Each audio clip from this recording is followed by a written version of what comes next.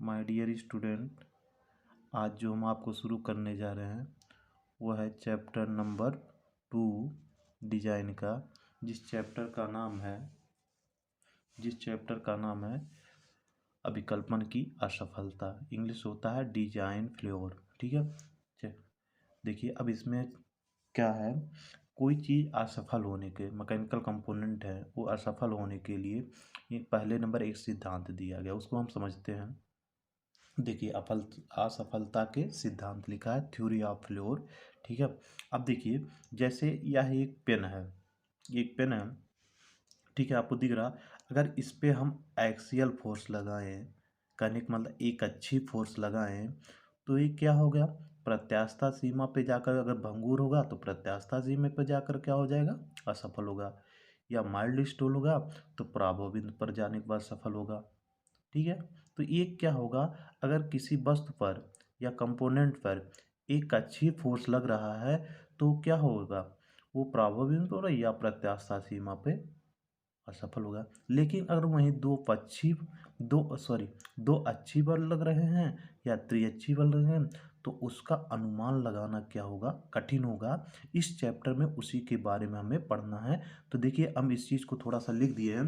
देखिए क्या है इस असफलता के सिद्धांत।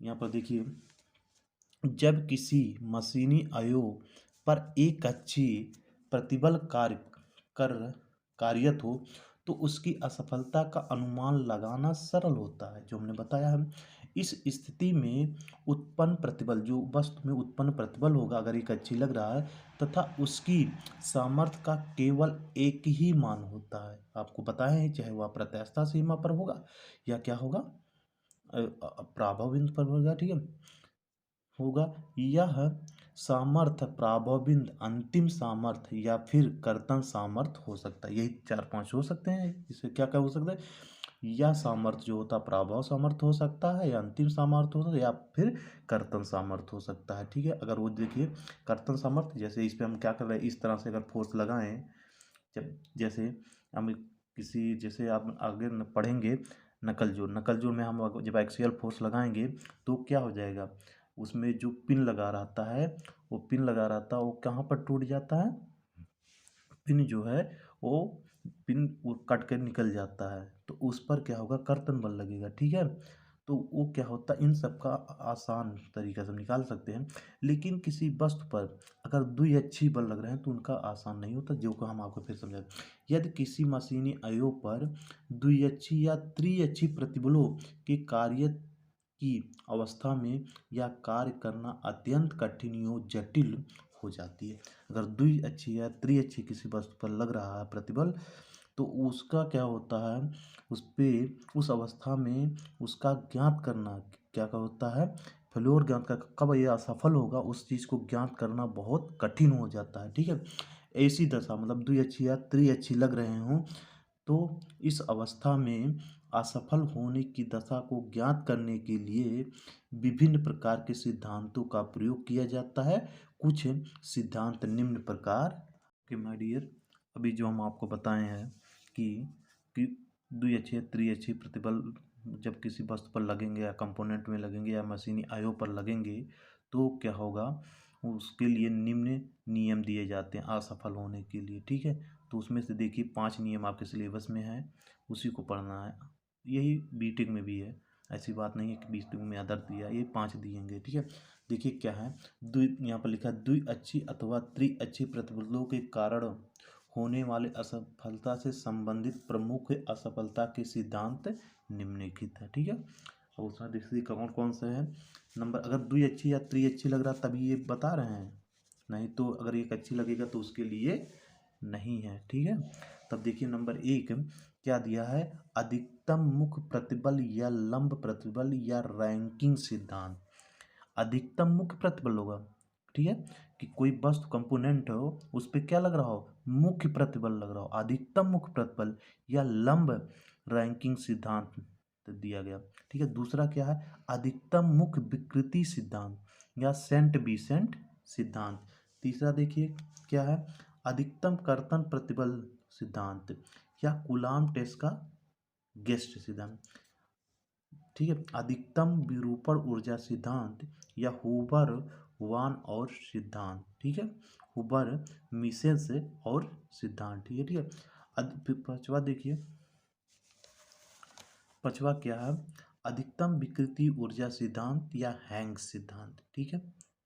तो ये देखिए हम आपको इस तरह से बुक में तो थोड़ा अलग तरीके से दिया होगा, मैं अपने तरीके से इसको अच्छी तरीके से लिख के आपको व्यवस्था, जैसे हमने बताया कि अधिकतम मुख्य विकृति या लंब रैंकिंग सिद्धांत, ठीक है। इसके बाद हमने दूसरे क्रम में लिख दिया है, दूसरे नंबर पे अधिकतम मुख्य विकृति सिद्धांत। पहले लिखा है अधिकतम मुख्य प्रतिबल सिद्धांत, इस पे मुख्य विकृति सिद्धांत, अधिकतम मुख्य विकृति सिद्धांत, दोनों एक दूसरे से मिल रहे हैं, ठीक है। थोड़ा इसमें देखिए क्या प्रतिबल है, इसमें क्या है विकृति है। दूसरा क्या, अधिकतम कर्तन प्रतिबल, तीसरा अधिकतम कर्तन प्रतिबल सिद्धांत। तो इससे मिला हुआ हम लिख दिया क्या, अधिकतम विरूपण। आपको पता है कर्तन का जब कर्तन होता है उसको जो विरूपण होता है, डिस्टॉर्शन जिसको इंग्लिश में बोलते हैं, विरूपण ऊर्जा सिद्धांत या हुबर वान सिद्धांत, ठीक है। जो ये है आपका चौथा, ठीक है। उसके बाद लास्ट में जो सबसे अलग है उसे हमने यहाँ पर लिख दिया पांचवें नंबर पर, अधिकतम विकृति ऊर्जा सिद्धांत या हैंग सिद्धांत, maximum strength theory of high, ठीक है। माय डियर स्टूडेंट, आपको असफलता के 5 नियम बताए हैं, जिसमें से पहला नियम है या अधिकतम मुख्य प्रतिबल या लंब प्रतिबल सिद्धांत या रैंकिंग सिद्धांत, ठीक है। क्या है, अधिकतम मुख्य प्रतिबल या लंब प्रतिबल सिद्धांत कहिए या रैंकिंग सिद्धांत, तीनों ने एक ही है। देखिए अधिकतम मुख्य प्रतिबल कहिए या लंब प्रतिबल, दोनों का मतलब एक ही है। और रैंकिंग क्या है, इन्होंने रैंकिंग ने दिया था इस नाम पर इसका पड़ गया, ठीक है। तो इस सिद्धांत के अनुसार द्विअक्षी या त्रिअक्षी प्रतिबलों के अंतर्गत कोई मशीनी अयोग तब असफल होगा, ठीक है, जब उस बिंदु पर उत्पन्न अधिकतम मुख्य तनाव प्रतिबल, ठीक है, का मान पदार्थ के सरल तनाव परीक्षण में उसकी प्रत्यास्था पर प्रतिबल से अधिक हो जाता है। तो माय डियर इसको हम एक बार फिर से समझाते हैं।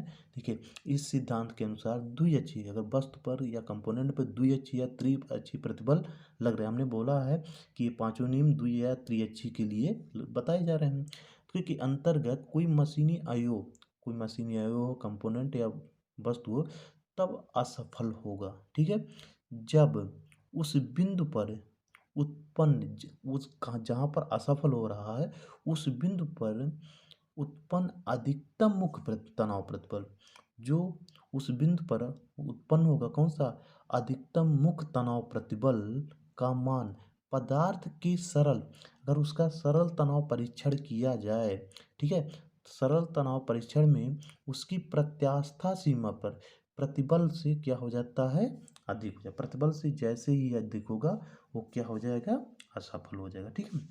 तो इस प्रकार आप देखेंगे अधिकतम मुख्य प्रतिबल, अधिकतम मुख्य प्रतिबल तनाव प्रतिबल, अधिकतम मुख्य तनाव प्रतिबल जिसे हम F1 से डिनोट करते हैं, किससे, F1 से। देखिए F1 का वैल्यू अगर क्या हो जाएगा, जो आपको सिग्मा किससे डिनोट करते हैं, आपको प्रत्यास्था सीमा पर जो होती है उसको हम क्या करते हैं, सिग्मा। तो सिग्मा YT से अगर अधिक हो जा रहा है तो इस सिद्धांत के अनुसार क्या हो जाएगा, द्विअक्षीय त्रिअक्षीय प्रतिबलों के अंतर्गत कोई मशीनी अयोग क्या हो जाएगा, मुख्य प्रतिबल मुख्य अधिकतम मुख्य प्रतिबल सिद्धांत के अनुसार फेल हो जाएगा, ठीक है। तो आपको पता है अधिकतम मुख्य तनाव प्रतिबल को किससे डिनोट करते हैं, F1 से, ठीक है, किससे डिनोट करते हैं, F1 से। और आपको पता है कि अगर किसी कंपोनेंट, मान लो एक कंपोनेंट है, इस पे एक्स एक्सिस पे क्या फोर्स लग रहे हैं, प्रतिबल जो हो रहा Fx है, और वाई एक्सिस पे जो है प्रतिबल जो है वो कैसे हैं, Fy है। तो इस सिद्धांत के अनुसार देखा जाए तो Fx प्लस Fy/2 ये प्लस है केवल +1/2 अंडर रूट के अंदर Fx माइनस Fy का होल स्क्वायर +4 टाउ स्क्वायर, ठीक। इस सूत्र से हम क्या करेंगे, इसको निकालेंगे, ठीक है। तो यहाँ जहाँ देखिए यहाँ एफ एक्स, आगे देखिए क्या है, यहाँ एफ एक्स तथा एफ एक्स तथा एफ वाई क्या है, उस बिंदु पर जहाँ पर हमें टूटना है, उस बिंदु पर, ठीक है, यहाँ पर वो क्या कंपोनेंट टूटेगा, उस बिंदु पर क्रमशः एक्स तथा वाई जो एक दूसरे के क्या है, लंब प्रतिपल है, एक्स और वाई एक्सिस पे क्या है, लंब प्रतिपल है, ठीक है। तथा टाउ क्या है, उस बिंदु पर कर्तन प्रतिबल है। ओ सिग्मा वाई टी क्या, प्रत्यास्था सीमा पर प्रतिबल है।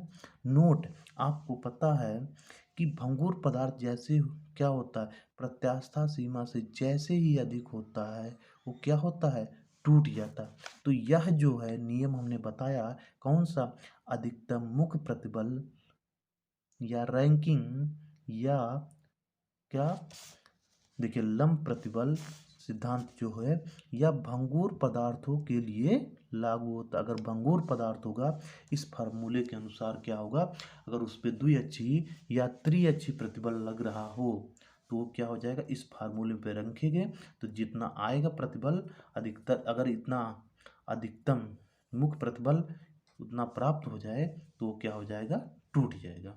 ठीक, इस फार्मूले के अनुसार हम क्या करेंगे, ज्ञात करें।